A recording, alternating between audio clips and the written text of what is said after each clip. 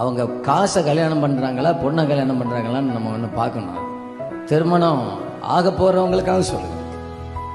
என் கர்த்தர் நம்மை ஆசீர்வதிக்கணும்னு வச்சிருந்தா நம்முடைய ஆசீர்வாதத்தை யாராலும் தடுக்கவே முடியாது.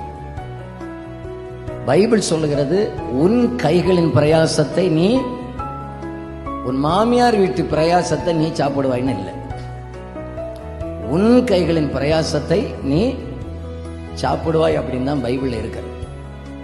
திரும்பவும் சொல்லுகிறேன், உன் பொண்ணு வீட்டில இருந்து வருகிற பிரயாசத்தை நீ சாப்பிடுவாய்ன்னு பைபிள்ல இல்லை. கன்னியாகுமரி மாவட்டத்துடைய சாப கேடாக பெரிய சாபம். நம்ம பேசவே கூட, அவர்களா மனமுகந்து செய்கிறாங்க, அது வேற. அதையும் தாண்டி அதை வாங்கிட்டு வந்துரு, இதை வாங்கிட்டு வந்துரு, டௌரி வாங்கிட்டு வந்துரு, பிள்ளைய கூட்டிட்டு வரும்போது 5 பவுனுக்கு செயின் வாங்கிட்டு வந்துரு. அது ஒரு நாளும் அது செய்யவே கூடாது. அது கர்த்தர் அங்கீகரிக்கிறவர் அல்ல, அது பரலோகம் அங்கீகரிக்கிறது. கல்யாணம் ஆகி 10 வருஷம் ஆனாலும் இன்னும் விடுறது கிடையாது. மனைவிக்கு வீட்டில் போய் வாங்கிட்டு வந்துரு, போய் அதை வாங்கிட்டு வந்துரு, போய் இதை வாங்கிட்டு வந்துருன்னு சொல்லு. இன்னைக்கு இந்த வரதட்சணையினால் உண்டாகிற இந்த மரணங்கள் நம்ம தேசத்தை விட்டு அது ஒழிக்கப்படணும். அது இனி இருக்கக்கூடாது. கிறிஸ்தவர்களுக்கு இருந்தால் அது பரலோகம் அதை அங்கீகரிக்காது. கர்த்தர் அதை 100% எதிர்க்கிறார்.